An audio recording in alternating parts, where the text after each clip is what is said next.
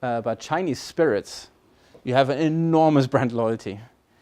Realize that actually people typically don't buy Chinese spirits in a restaurant. They bring this Chinese spirits to the restaurant. And one of the reasons is no restaurants could ever stock all the basically personal flavors I have, because I buy my baijiu and only that baijiu, and I don't buy the other baijiu. So the restaurant would need to have a huge basically thing. Plus, people also don't necessarily believe that the restaurant would get you the real product. But that's a category where you have very, very strong loyalty.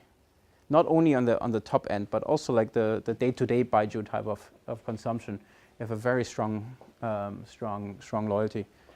Beside that, even in infant milk formula, by the way, infant milk formulas typically you have a loyalty because at least people in mature markets typically believe that you shouldn't switch the milk formula. You use the same brand because otherwise the baby is not happy if you switch. Chinese switch their infant milk formula.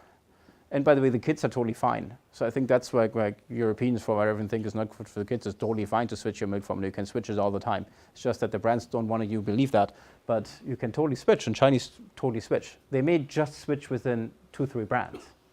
They may not switch around 20 brands, but except, cigarettes, cigarettes and spirits.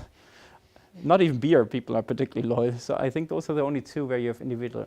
But it's still brand loyal, right? It's difficult to say Chinese are not brand loyal, because sometimes then the takeaway is Chinese are not brand loyal.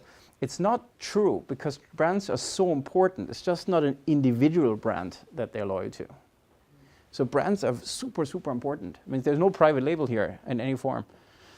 Is it then possible for one group to just bring maybe 3 or 4 brands to market so that their customers are just switching between their own brands?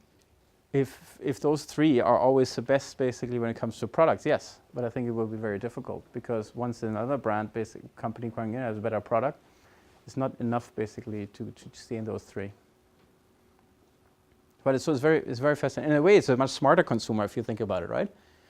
Because just basically being influenced by the legacy, so the person who buys basically the best product and the best price. And not in a random way, but sticking with the basket.